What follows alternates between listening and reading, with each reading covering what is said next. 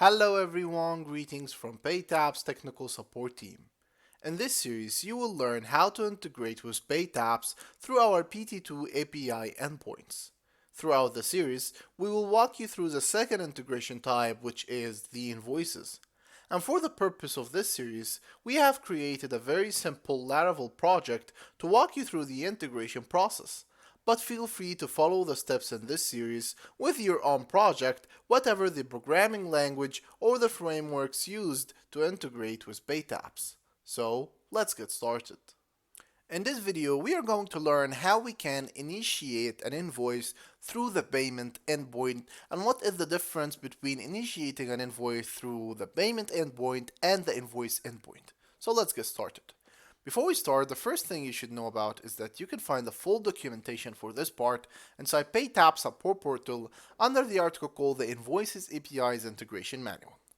Now, in the previous video, we have initiated an invoice through the normal invoice endpoint, and we have told you that there is another endpoint that you can use, which is the payment endpoint, and this video is clarified to tell you what is the difference between the invoice endpoint and the payment endpoint. And normally, of course, generally we are going to use the invoice endpoint, but this video is just to give you a hint about the payment endpoint and how to use it. So if we navigate it over here to the payment endpoint, we will see that this endpoint is the normal hosted payment page endpoint. And this is actually meant for a reason. We are creating an invoice, but we are getting the powers of the hosted payment page. So what does that mean?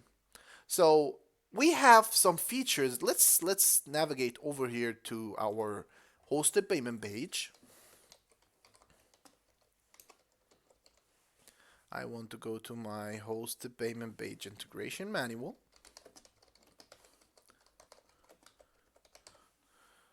And here it is. Now, inside step 3, we want to take a look at the optional parameters.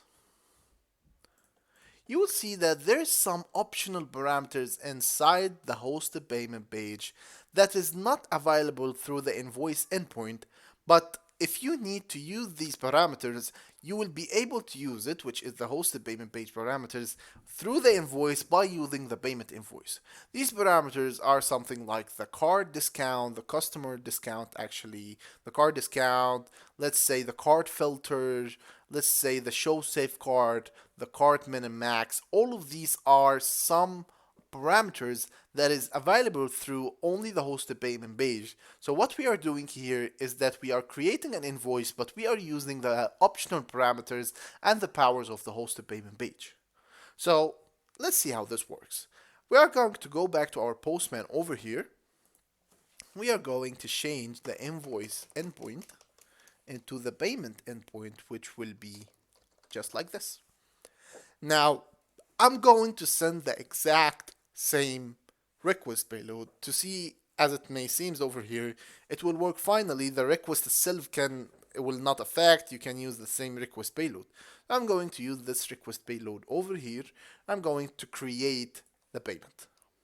Now, the first difference between this endpoint and the invoice endpoint, that here we will be receiving a redirect URL, unlike the invoice endpoint, which we will be receiving only the invoice ID and the invoice link. If we get back over here to step 3 of the invoices, you will see that inside the response, let's get back to step 3 of the invoices, navigate to the invoice endpoint, and we will see here that inside the invoice response payload, we are only getting the invoice ID and the invoice link. But once we use the payment endpoint, which is the hosted payment page or our normal payment endpoint, we will be receiving a redirect URL. Now, does that mean that an invoice was not or has not been created? Actually, the invoice has been created. So if we actually go to this URL over here, let's copy it. And we are going to open it over here. I've got a lot of mistake. You will see we will be redirected to a payment page, but over here you will be able to view an invoice. And if we navigate it to our merchant dashboard over here, you will see that there's an invoice that has been created. Here it is.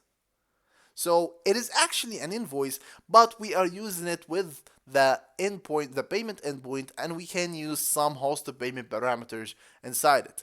So how does that work? Let's get any of the parameter of the hosted payment page. Let's, for example, get the card discount. So I'm going to get back to my hosted payment page parameters over here. Let's take the card filter. Yes, we may use the card filter, and let's copy. Going to use this one.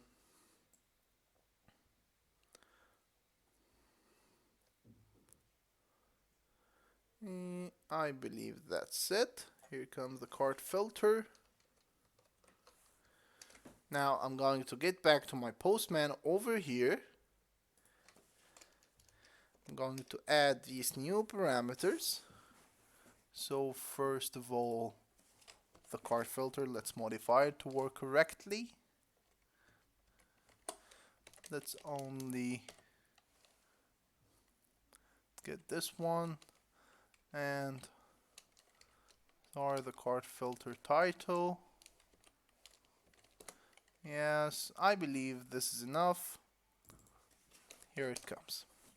Now, we just use the very simple one of the hosted payment page parameter, which is the card filter. And if you want to learn more about all the hosted payment page parameter, you can check our solution portal or our hosted payment page tutorial. So for now, I have used this optional parameter for the hosted payment page, which is the card filter. It takes here I'm saying that I will only accept cards that start with 41111. Let's save and send this request. I'm going to change the card details so I'm avoiding the duplicate request, and I'm going to send it like this.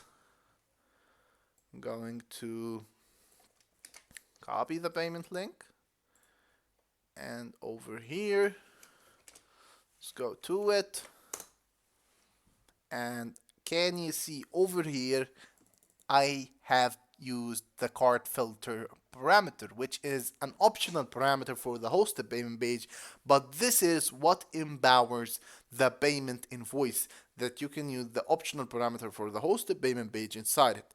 So now also we have created an invoice, but the difference here that we can use any other cards, like if I'm trying to use this one, it will refuse to pay, as this is not optional. I have filtered to only accept cards that start with 41111.